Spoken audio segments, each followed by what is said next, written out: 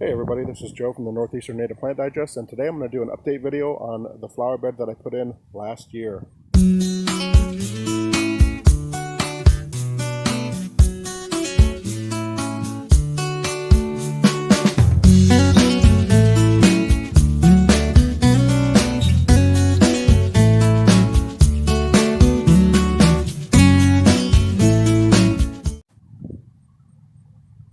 Hey everybody, welcome back to my channel. Hope you're staying cool, and I hope you're having a fantastic week. So I thought I'd do an update video on this flower bed that I put in last year. Some of you may remember that I had done a little experiment in another portion of my yard where I had a little micro prairie going, and decided to move that to another location here in the front of my house. So I dug out this bed and I transplanted as many of those plants as I possibly could, given this little bit of space. And I'm really pleased with the amount of growth I've had. I was a little bit worried about when I transplanted them that some of them would take, or that I might set them back a year as far as their growth. But the growth that they've showed this year has really been pretty phenomenal. So I'm going to walk around and kind of show you what's going on. And then I also had a couple of things that showed up that I wasn't really expecting, but it was still, one thing at least, it was still a pleasant surprise. So the liatris here that I moved really looks spectacular this year. This is a great pollinator plant. This is a great plant for butterflies and bees. I see a lot of times, I see monarchs and eastern tiger swallowtails on here. This is a great plant for full sun, and it spreads easy. It actually germinates pretty easy from seed too, or you can divide it. You see these generally a lot you see these for sale a lot in Big's box stores too. You can buy them by the bag. They have like a bulb, so you can usually get 25 at a time, and you know, they're pretty accessible in the market. And then I got that here with my bone set. A couple of the plants that I was worried about that wouldn't make it was my Baptisia, my false indigo, but they all seem to have done pretty well. They all made it. I think next year they'll really start coming into their own. And I was a little concerned because they do have a really deep root system, and they typically don't like to be transplanted, but I think I got them early enough so that they were okay. And then I had I got some butterfly weed. I got some common milkweed coming in here. I have seen a lot of monarchs landing on my milkweed this year, so I'm really hopeful that over the next few weeks I'm going to start finding caterpillars. Of course, I got Echinacea. It's really tall. A couple of the plants I'm really excited about was these are native sunflowers. These are in the Helianthus family. Helianthus and Solidago, or goldenrods, are two of the top plants you can get as far as providing host plants for pollinators. And you know, if you're trying to create a butterfly garden or some wildlife habitat, you definitely want to think about incorporating some native sunflowers and Solidago, the goldenrods, into your garden. So then I got some more of the bone set, which is always a pollinator favorite. So one of the plants that I was really excited about is my Rattlesnake Master. So I tried germinating these from seeds several years ago, but I didn't have any luck. So I ordered these online. I think it was Prairie Nursery or Prairie Moon Nursery, one of those two sites. And you know, last year in that other area of my yard, they were real small. Transplanted them last year, but this year, man, they have really performed spectacularly. And these are Euringium yuccifolium. They get these, you know, wonderful globe kind of looking flower on them. Bees, butterflies really like these. Let me see if I can get a better shot. My camera here is not the greatest. But these are just a fantastic prairie plant, a native prairie plant, native to the entire, you know, eastern portion of the United States. In Ohio, they're a little bit more, you're going to find these typically a little bit more west in some counties kind of scattered throughout Ohio. But they have really wonderful foliage. They kind of give I think, a tropical look. They kind of look like a typical yucca plant, but whereas yuccas are more native to the southeastern United States, these are native in the northeastern part as well. Another interesting fact about Rattlesnake Master is that you would think that these might be in the thistle family, but they're actually in the carrot family. So they're in the same family as Queen Anne's lace, as fennel, carrots, things like that. So these can be utilized by black swallowtails as far as host plants go. Now, from everything I've read, it's not really particularly a favorite plant that they might use. They probably would prefer some fennel or Queen Anne's lace, golden Alexander, things like that. But you can incorporate these into your garden to get an exotic look and to give a little bit more diversity. So I was really happy about these. I really absolutely love these, and they're just starting to break out and bloom. And I've seen some cool different kind of pollinators on them. So that's Euringium yuccafolium. I moved some of my my goldenrods from over there, more liatris. There's another plant over here that I was kind of worried wasn't going to make it last year, and that's my Wildcena, and it has a really nice ferny looking leaf on it. Gets a nice pretty yellow flower on it. So a couple of the reasons that I like this plant, there's a nice pretty yellow flower on it. I don't know if you can see that or not. It's almost done blooming. But a couple of things that I like about this plant is that it's a host plant for the cloudless sulfur. It's also a nitrogen fixing plant, so it's going to pull nitrogen from the atmosphere, put it into the soil, and help improve the soil quality.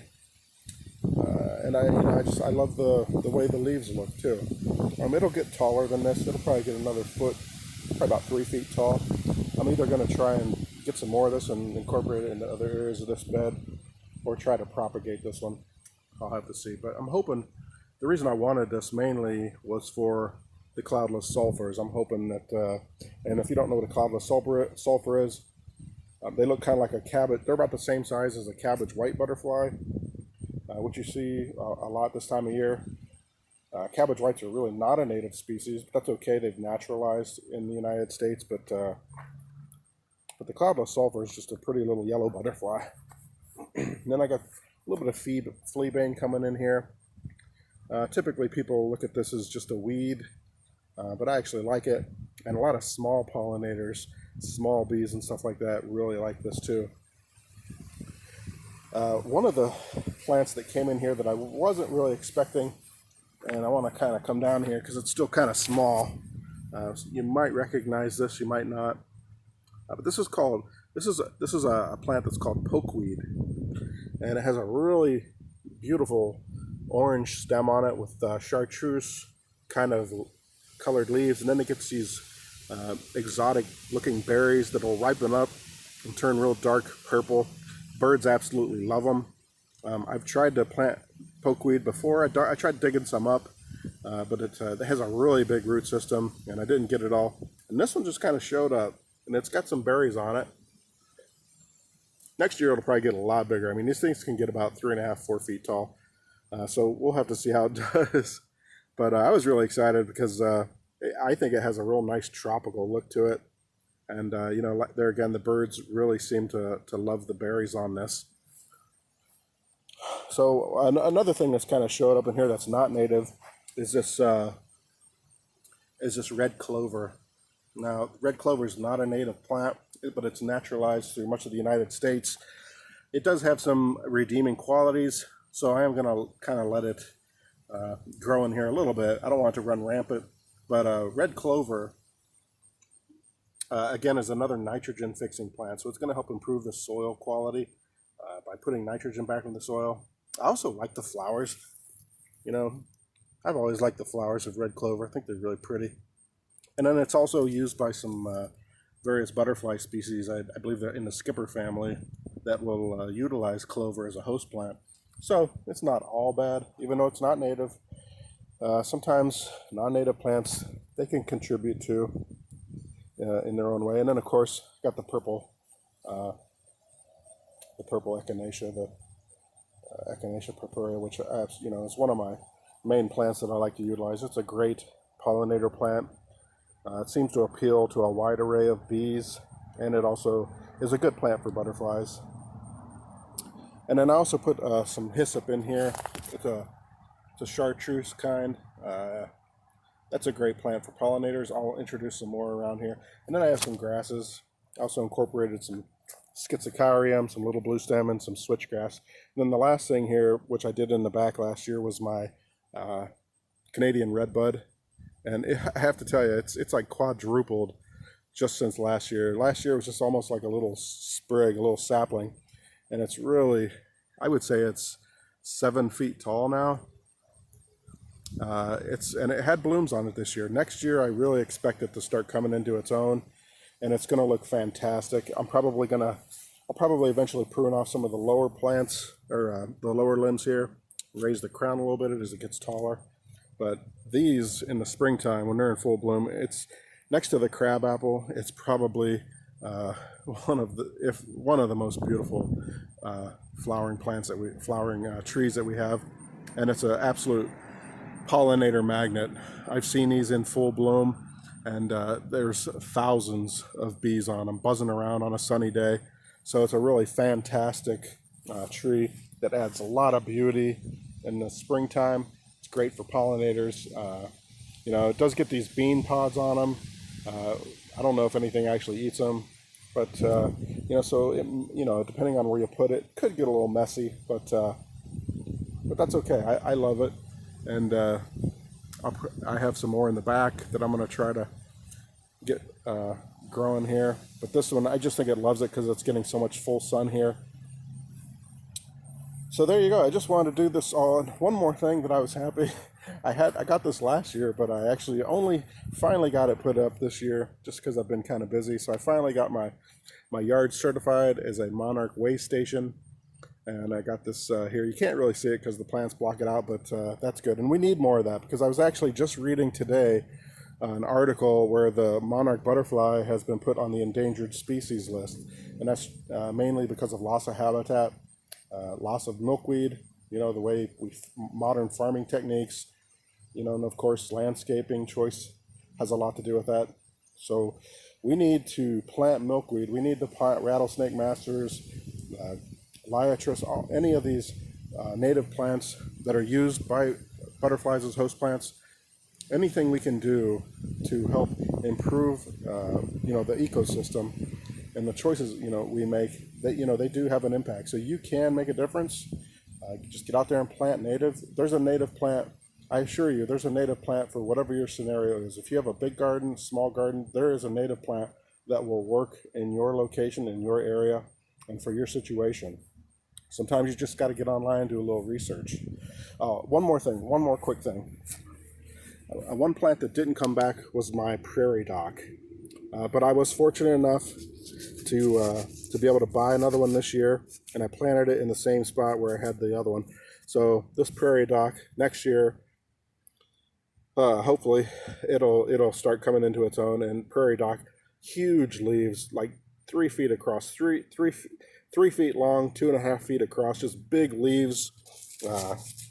You know, they have really rough, kind of almost like sandpaper.